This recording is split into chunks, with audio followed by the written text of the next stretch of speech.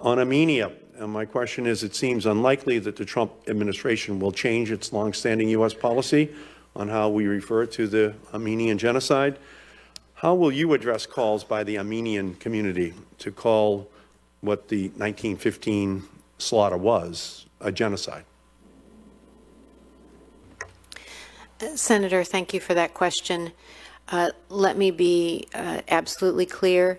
The Trump administration and I personally acknowledge the historical facts of what took place at the end of the Ottoman Empire, the mass killings, the forced deportations, and marches that ended 1.5 million lives and a lot of suffering.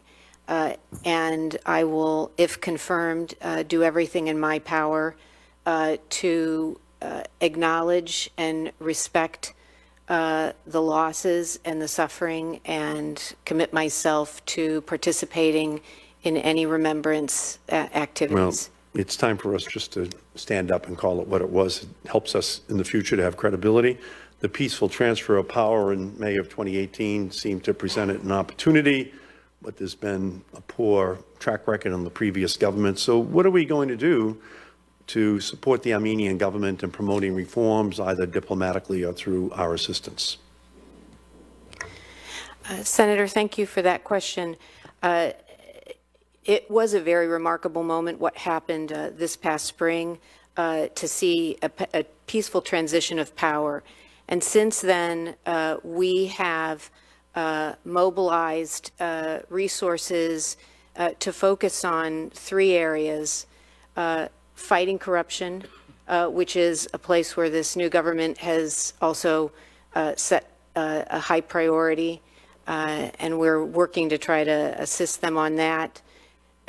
Continuing to strengthen civil society, where we have a long record in Armenia, and where I think that played an important role in what happened this past spring, and supporting an independent media. These are 3 areas that help maintain accountability, I think buttress the checks and balances that are necessary in a democratic society.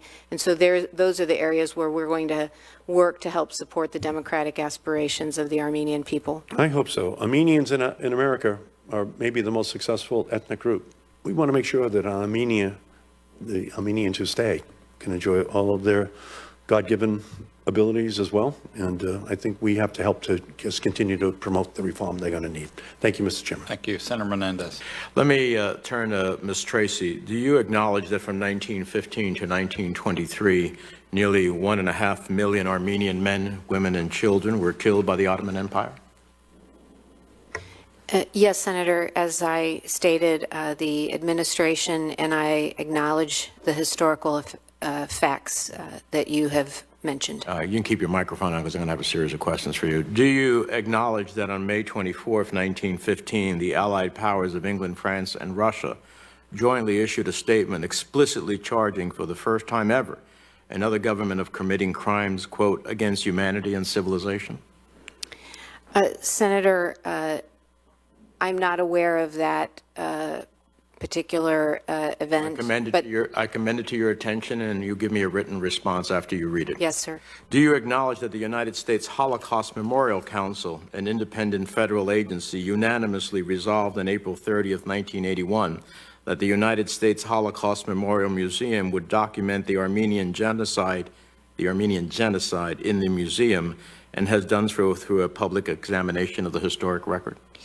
Senator, I will provide a written acknowledgement to you of that. You acknowledge that Henry Morgenthau, the United States ambassador to the Ottoman Empire at the time, said that the Turkish government's deportation order for the Armenians was, quote, a death warrant to a whole race, and a name which, quote, they made no particular attempt to conceal in their discussions with him? Yes, Senator, I acknowledge the facts of that reporting of Ambassador Morgenthau. Would you discipline or otherwise punish an employee of the U.S. Embassy in Armenia for an honest remembrance of the Armenian genocide? Senator, I would expect that, as with myself, we follow the policy of the administration, and the policy is that we acknowledge the historical facts of the events of 1915 as a mass atrocity, and that we participate in any remembrance activities. And I'll just say, as a senior leader in the Foreign Service, I am always open to debate on my team.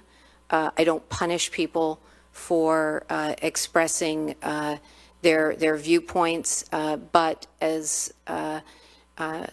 members of the executive branch, at the end of the day, we support the president's policy. This is the problem with nominees who come before us, and it's not you particularly, that in fact we have a historical reality.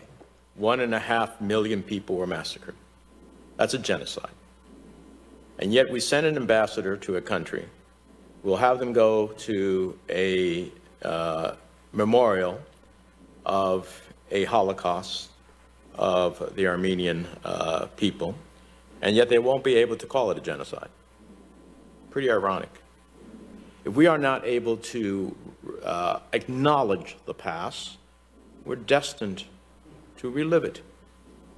And so I hope the department, this is not unique to this department, it's been going on for a while, we need to change that reality. It's very impossible. You know, I gave you a series of questions because I'm trying to give you all the other elements. But the reality is, it seems that we cannot have the words come out of our lips, off of our lips, Armenian genocide. That's what took place. That's what history shows. That's what the world recognizes. That's what our own federal agencies recognize, like the Holocaust Museum.